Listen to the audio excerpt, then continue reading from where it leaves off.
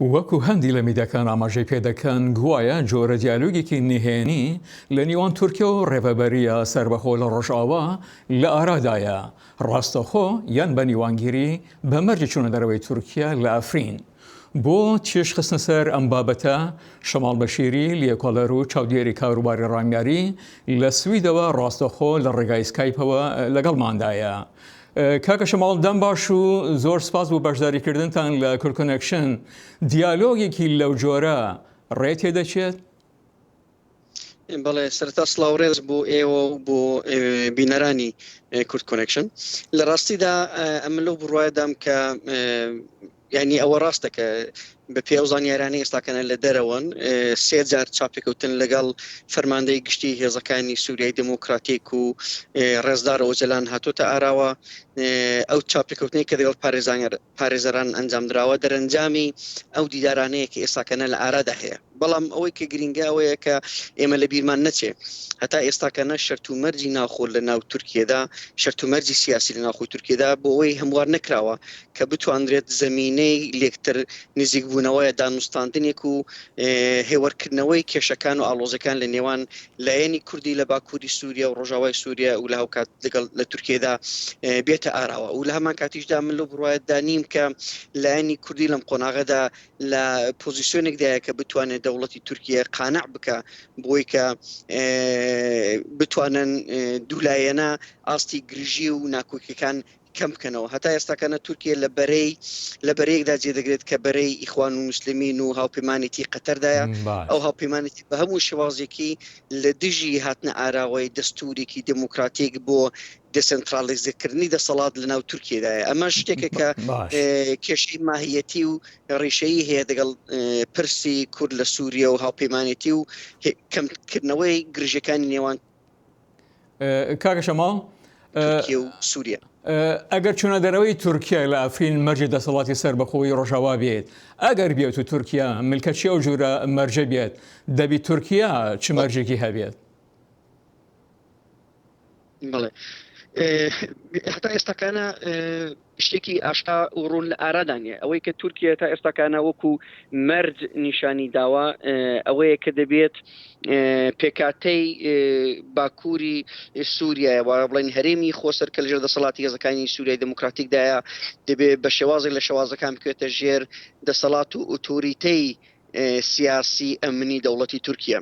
باز لە سازکردنی کۆریدۆرێکی ئەمنی دەکەن بە پانتایی هیندێک جار باز لە 15 کیلومتر دەکرێت، هیندێک جار کەمتر، هیندێک جار زۆرتر.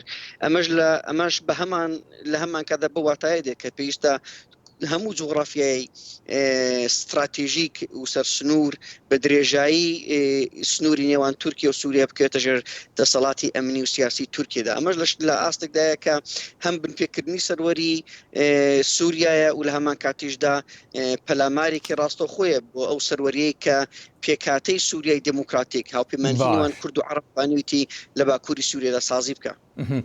کاکە شەماڵ تو خۆت ئاماژەت کرد بە دیدارەکەی ئۆژەلان کە لەگەڵ پارێزەرەکانیدا کە قسەی زۆری لەسەرە وای مە ناچێنەوە ئەو بابەتەوە، بەڵام ئەم جورە دیالۆگە تا چەند پەیوەندی بۆ بانگاوازەی ئۆژەلانەوە هەیە کە لە دیدارەکەی دەباس کات بۆ خودۆرخستنەوە لە کەلتوری شەڕ و چارەسەرکردنی کێشەی کورد لە سووریا لە چوارچوبەی گەرانتیەکی دەستوریدا؟ بڵێ ئەم پێ وایە ڕۆڵی ڕێزدار ئۆجەلان لەم پرۆسەدا ڕۆڵێکی استراتێژیکە و هیچ هەنگاوێک لە نێوان تورکیا و پێکاتەی خۆسەری دموکراتیک لە سووریادا بە بێ هەبوونی ئۆجەلان و دیالۆ لەگەڵ ئۆجەلاندا ئیمکانی نەبێتە ئاراوە.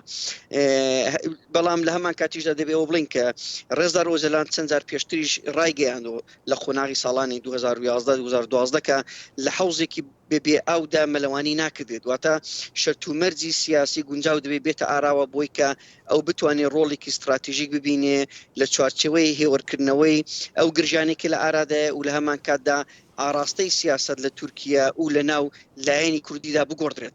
ئەوەی کە بەڕێزیان تا ئێستاکانە ئاماژەی پێکردو پێداگریکردنە لەسەر پرەنسیبەکانی سیاسی فکری ئەوان کە ئەویش لەسەر بنەمای کەمکردنەوەی گرژی ئەتنیکیە لە هەمان کاتدا کەمکردنەوەی ناکۆکیەکان و سازکردنی شەرت و مەرج و دەرفەت بۆ دیالۆگ و مزاکرەیەکی سیاسی. کاکە شەماڵ دانوستاندن و خود دیالۆگ لە نێوان تورکیا و ڕۆژاوا بەبی فشاری ئەمریکا و رووسیا ئەگەری هەیە؟ لە ڕاستیدا مزاکرە لە نێوان تورکیا و پێکاتەی خۆسەر لە سووریەدا شتێکی تازە نییە.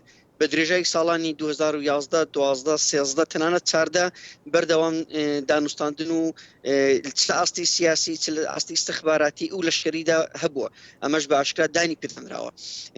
بەڵام ئێستاکانم لەو بڕوایدام کە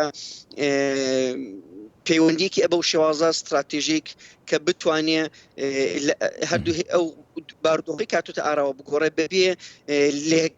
بەبێ هاوپەیمانیتیەک یا بڵێن ڕێکەوتنێک لە نێوان ئەمریکا و سووریەدا غێری ممکنە. ئەمە ناتە واتایەکی ئێمە گرنگی و هێز و کاریگەری هێزە لۆکاڵەکان لە بەرچاو نەگرین، بەڵام لە هەمان کاتیشدا بۆمان دەرکەوتووە هەتاکوونی هاوسەنگی هێز لە سووریا گۆڕانکاری بەسەردانەیە ئەم دۆخە گۆڕانکاری ناتوانێت بەسەردا بێت.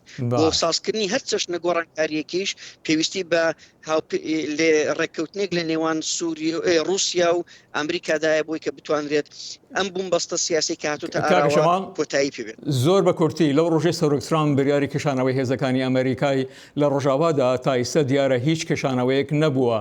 تا چەند ئەمە کار دەکاتە سەر ڕێباز و بۆچوون هەڵویستەکانی تورکیا و ئەردوگان سەبارەت بە کورد لە ڕۆژاوا؟ هەروەکو ڕاگەندراوە کە هێزەکان ئاواز و بەزووی پاشەکشیان پێ ناکردرێت. ئەمەش هەڵوێستێکە لە بەرامبەر ئەم هێرش و ئەم هەڕەشە و گڕوشانەی کە تورکیا بەرامبەر بە کورد لە سووریادا تا ئێستاکانە ئاراستەی کردەوە. پێم وایە ئەمە ڕۆڵێکی گرنگ و بێگومان کاتێکمان تەواو بوو. شەماڵ شیری لێکۆڵەر و چاودێری کاروباری ڕامیاری زۆر زۆر سپاس و بەشداریکردن لە بەڕنامەی ئەمڕۆماندا. سپاس بۆ ئێوەش.